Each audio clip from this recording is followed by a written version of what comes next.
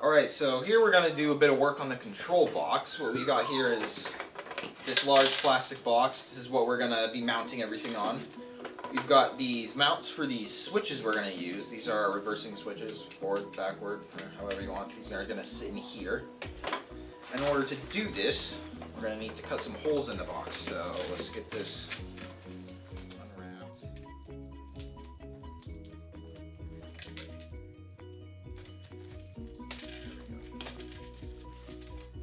Box.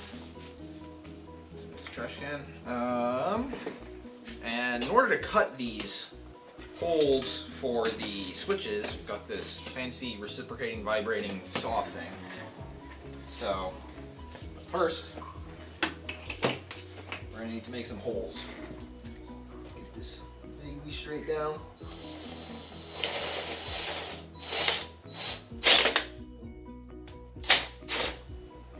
Alright. I realize now. If you have a vise here, we should use it. Hold this box steady. Should have done this first. And it's gonna go all the way wide. Doesn't quite fit. Dang. Feels bad. Alright, well, guess we'll do this the sketchy way. We'll go back into this corner. Let's go backwards. Alright.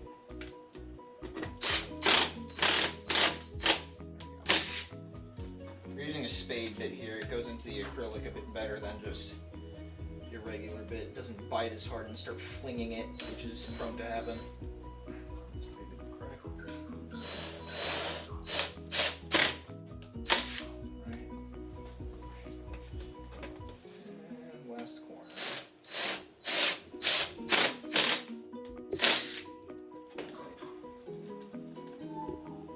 Let's see how this goes now.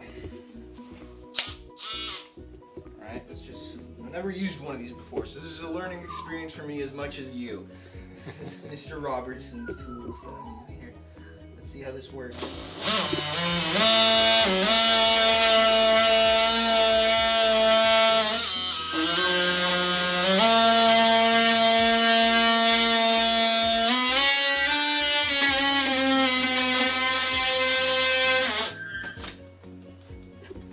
So what do you think? Pretty impressive. There we go. Alright. Does seem prone to going beyond your line. At the bottom I've cut a bit of an extra slit, but I mean, it's not going to break it. Should be fine. Let's try it again.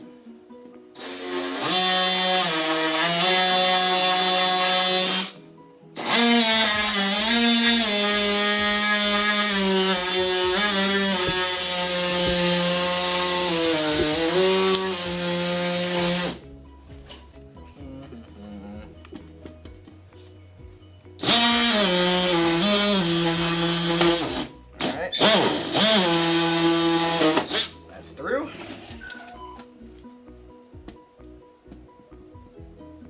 And line it up.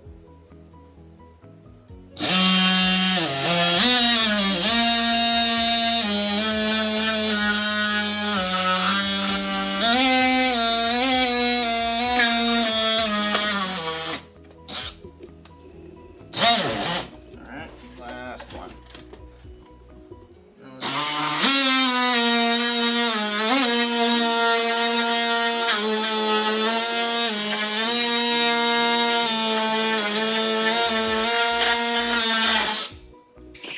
Alright, let's see how I did. And if I can get this out. There we go. Acrylic. Clean the edges up.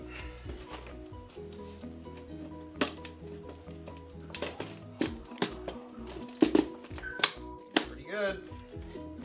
Impressive. Dang. I impressed myself with that. Alright, so now we've got our switches mounted. We're going to need some holes in the side of this box to get our data and power in and out. So we need power in from the power brick. We need tether out to the motors. And we need our camera feed. So that's 3 holes. And in order to do these holes, we've got these little bulkhead mounting thingies. That way you can thread the wires through and hold still. So we can now use the vise because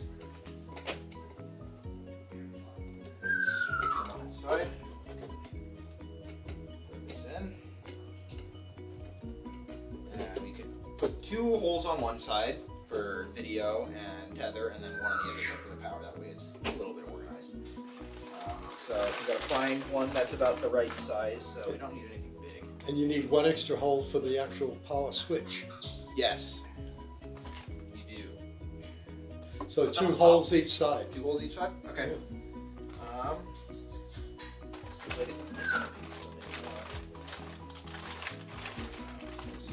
Tiny nut at the bottom. So, our wires aren't that big, we don't need the big one, we're just going to use one of these small ones here, and so in order to find the right size, and even if you're too small, you can always use a bigger bit. You can't go big to small. So in order to find the right size, we get our bit set out, and we can just kind of measure this and see this is a bit big. I would say it's almost the size of the nut holding it on, which is a little bit too big, so we can use this. That seems about perfect. So, make a hole. You can just pick a spot.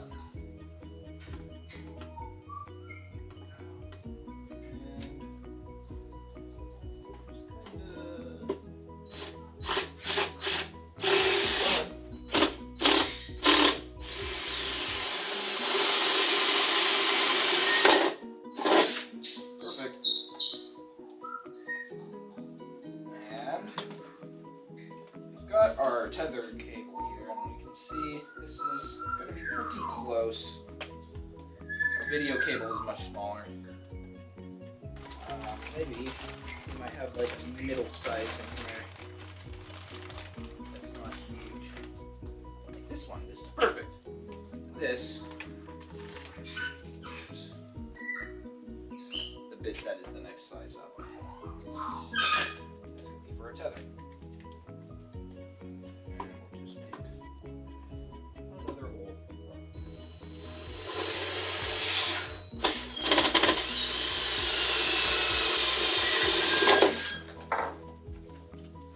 On this side, so we'll take this off, flip it over, so we can do some power flows. And once again, the hole for the power connector doesn't need to be, cable doesn't need to be very big. It's a pretty small wire, so we can just use this. Back to the old one.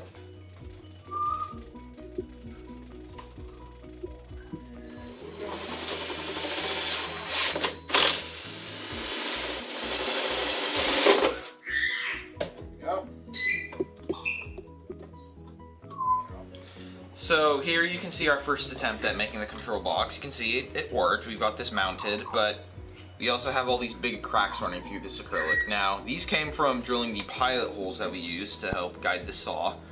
The acrylic is famously unmachinable, so drilling holes and using regular saws can be quite a struggle on it. So we're gonna try a few different methods of getting this hole in.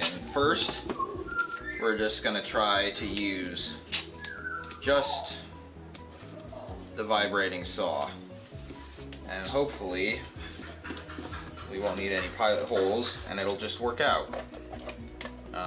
So I don't have a good way to measure this. I could do it like this, I guess. Okay, pop it out. I should be able to do that. There we go. Yep, there we go. See, this is why we don't want the cracks. It makes it quite difficult to use. Doesn't matter though. This box was kind of bad anyway. So we'll just boop.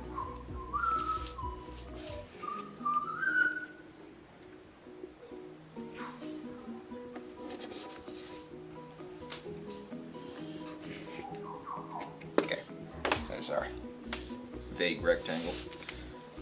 So And what would you do if you didn't use that switch mounter, if you just tried putting the switches in directly? Do you think that would work?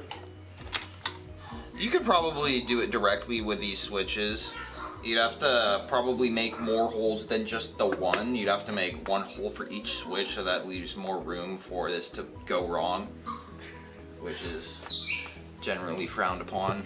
So the mounter is definitely preferable, but I mean, yeah, you could mount these individually, or if you just had like round switches, you could just drill holes for each one of them. But like I say, drilling on acrylic is pretty garb, so it may break. So let's see how this goes with no pilot holes. Seems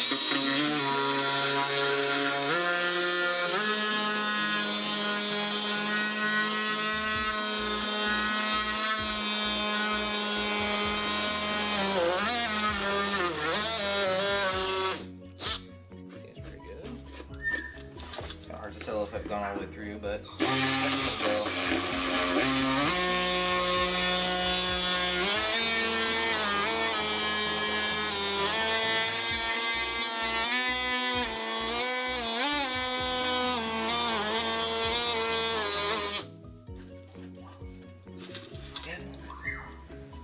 Don't know if I've gone through, but let's see.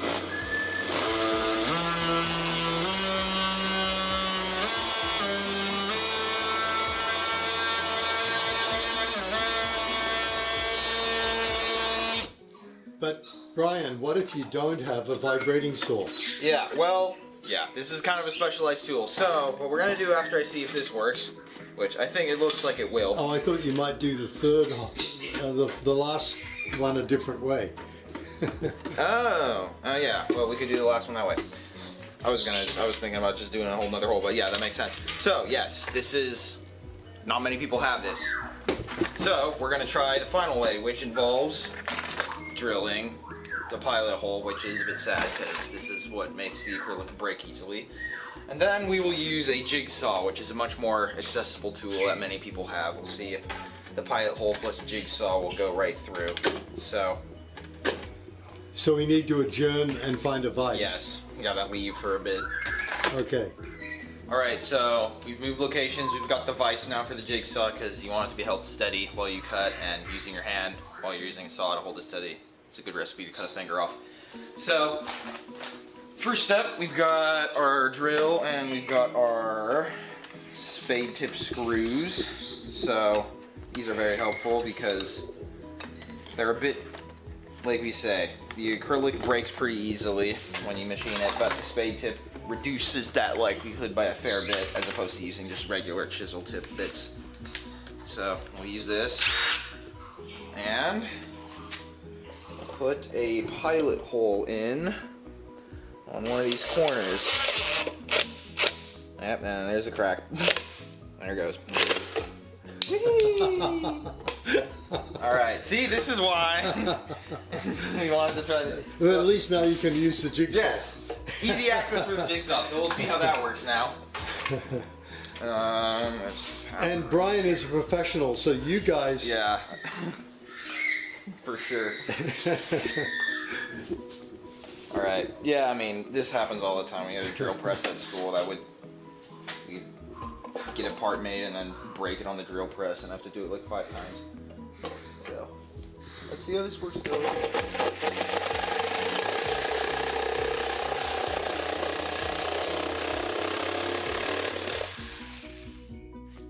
Pretty good. It worked. I mean, so as you can see, we broke this quite spectacularly.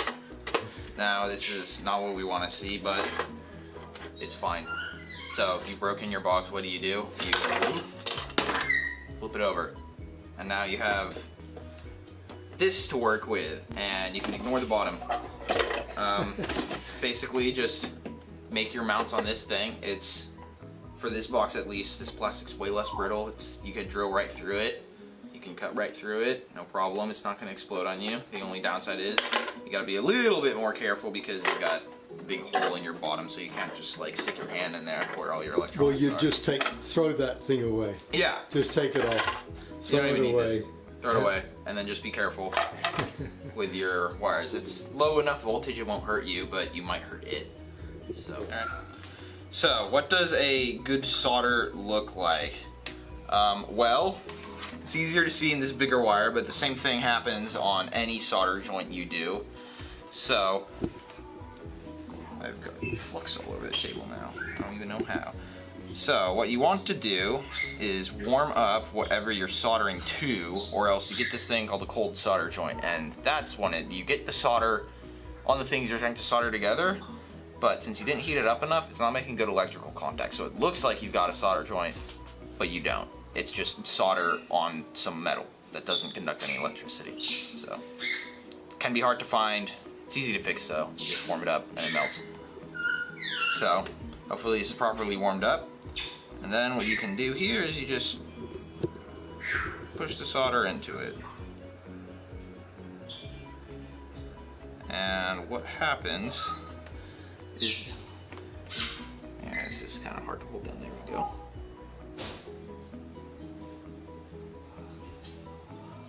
Not quite super warm, but warm enough that it'll catch the solder. What you do is you just get some on there, and then you get this thing called the solder flow, and it's called that because the solder flows in between all the metal.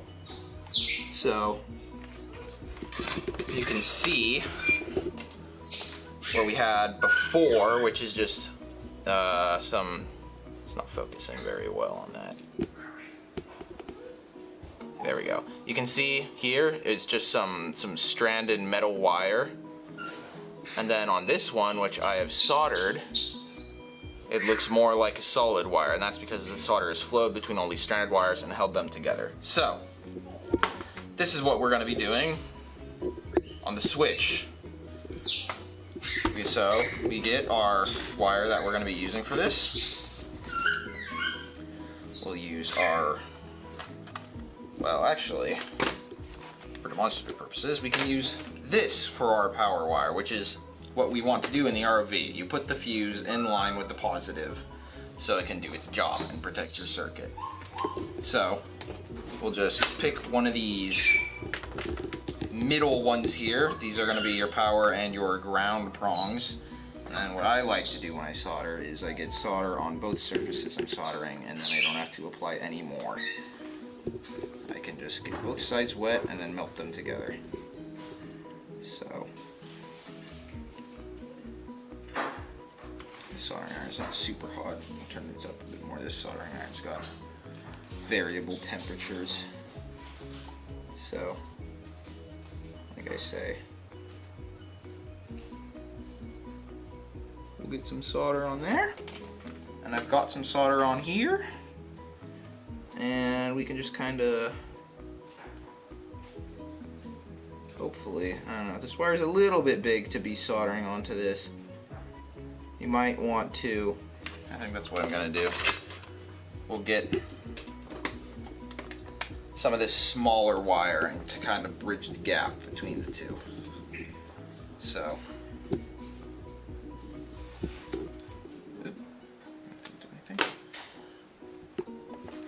I can solder this onto here. You know what I should do is strip some more, that way I can wrap the wire around better, because that way I won't need 3 hands to complete this soldering job. I can just use my 2.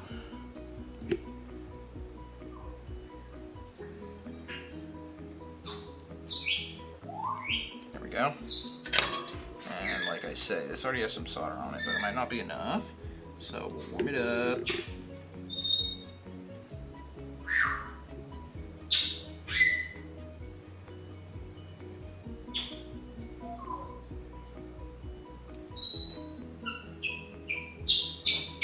And then once that's warm, we'll just put some solder onto it. And now, see how that's smoking a bit? That means you've got leftover solder on it. So you've got the little sponge here to clean it off. This thing right here. You just rub the soldering iron on it, And it's slightly wet. And yes, get it a little wet or else you just light the sponge on fire, and that's not what you want. So now you can see I have soldered these together, and I don't have it quite over here, but there it is. You see, in this case, we've got the exposed solder joint. In order to fix this, we've got the shrink tube we've covered in a different part. You can just slide this on the end, cover it in shrink tube, heat shrink it, no more exposed wire. And now, on this part, you've got your smaller wire you can use here. So, what you're gonna do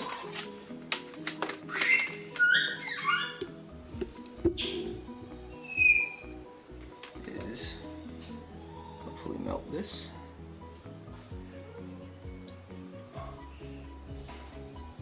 Okay, that's pretty soft. Now, there's a little hole in this for crimping, but I like to use it for soldering.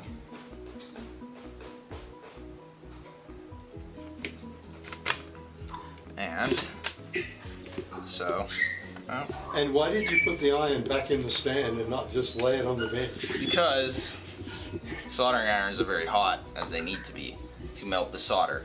So if you just leave it on the bench, this bench in this case, we're using a metal sheet, so it'll heat the metal up, and that would be bad. And B, other people might not know it's hot. And there are horror stories of hot soldering irons being left on the table and someone setting their arm down on top of the soldering iron, just getting this huge burn down their arm from hot soldering irons, which is just really not what you want in your day.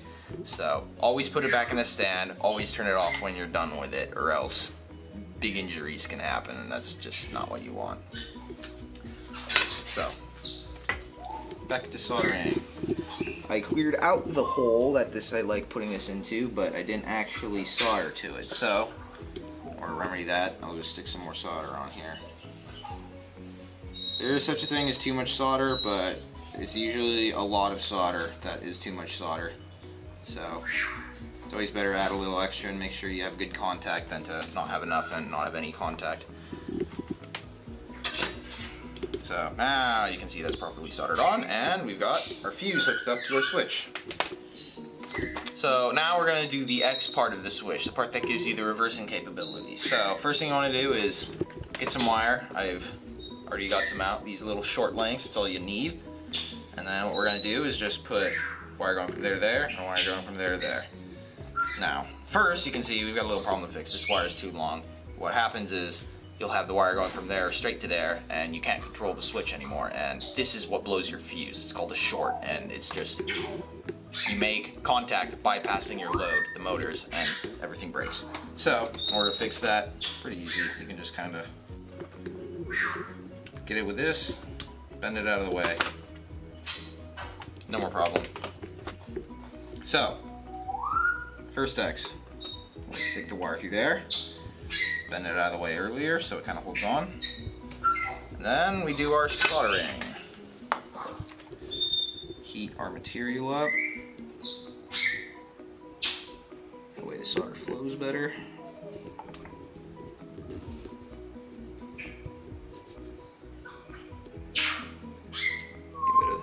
Give it some beans. Wipe off the excess. Soldered. Now, we go to the X. Do our little bend so it gets out of the way.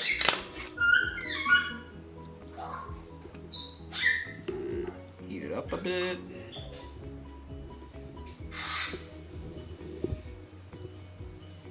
Give it some solder, and we're good. So, there's your first X. So, you do that.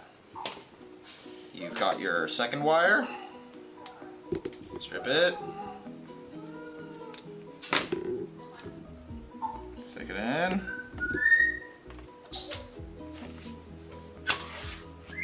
Then your wire. Warm it up.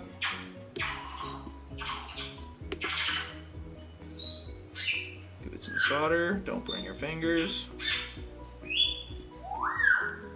Make sure it's all good in there, making good contact. Give it a little tug, make sure it's fine. Then we do the other X. So one thing you have to be a little careful of is this is all very hot. So once you're done soldering, whatever you're soldering, whatever metal bit or wire, that wire and that metal bit is gonna be hot for a little bit. So like this bit I just soldered, still a little uncomfortable to touch. It cools down fairly fast, but you gotta be careful and make sure that you don't burn yourself, because there's lots of opportunity here. I've soldered for a while and I have had many fun stories of accidentally burning myself with solder. And there, we just did that last solder joint. Give it a little tug, and there's your X. And then your final step is to ground the whole thing, because you gotta complete the circuit, so you gotta go back to the power supply. So it's a little hard to get at. Try to bend this. Maybe I'll use my little pinchy tool here. See, there I am. Almost burned myself there because it was still hot. Don't do that. Grab it, bend it, there we go. Got that. Warm it up. Warm it up, warm it up, warm it up. Kind of hard to get in here with all the other solders done, but I think we got it. So, there you go. X completed. And there's your goal. Terrific. So the curriculum shows the X and the motor connections. Does it matter which side of the X you connect the motor to? It shouldn't, because the switch doesn't really care about what goes on outside of it. Here, we've got this paper here. I can actually kind of show you of what goes on in the switch. So your basic switch is basically, there's a wire that comes in here, you've got a little contact, and there's a wire that comes in here, and you've got this. And whenever you press the switch, this will swing down and make contact, and your electricity runs. Now, in this case, our momentary switches look a bit more like this. So you've got the wire coming in, and then you've got like forward over here and back over here. And what happens is you press one side and it'll swing that way, or it'll swing that way. Now, doesn't matter really which side you hook up the wires to, as long as you're consistent. You don't want up to be forward on one motor and down to be forward on the other. You gotta make sure that, because you're doing two of these switches, remember, for your two motors, you've got to make sure that you line it up the same way. So you put, like in this case, this is a winch switch. You can see the writing is up this way. So when you're looking at the writing, the power would be on the right. So you got to make sure that's the same for your other switch. But if you're looking at it this way, the power would be on the left. Then you do the left for your other switch. So as long as you're consistent, it doesn't matter really how you hook up the switch. Alright, so here we're going to do a bit of soldering, and we'll see how that is done to make the X switches that allow you to reverse your motors. So, first up, what are we looking for? Well, this is the end goal. You can buy this actually on Amazon for about like 15 bucks. And it comes pre-wired with the X's so it can reverse. So as you can see in here, you've got your power wires that go into the middle there, your wires that come off that would go to the motors, and then in there you can see the X's. That's what allows you to go forward and backward. Now, there's one downside to this switch, and the fact that it's not momentary. So as you can see, I switch it and it stays, and then I switch it and it stays. What we have here, these switches are momentary. They go back to the middle, so you don't have to consciously flip it back to stop your RV from moving. So this is why hopefully you will use these and make them yourself. A, you can do the work yourself, which is a big bonus, and B, they're momentary.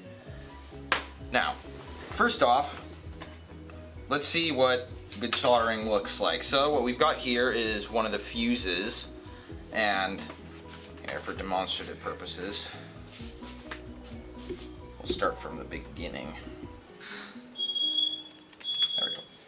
So you've got your wire, it's down there, so fix this up. You first step is to strip it off using the wire strippers, so strip off a bit of wire. And then you've got your wire exposed, that's good. Then what I like to do, especially with the stranded stuff, is just kind of twist it together a bit so it doesn't fray. And we've got our soldering iron already warmed up. We've got some flux here that we'll use to help the solder flow better. So, a bit liquidy, I got some on my hand, it's fine though. So what you do here is just boop. And then you've got your cleaning tool. So just get off of it, and you can get rid of the solder, the flux for now.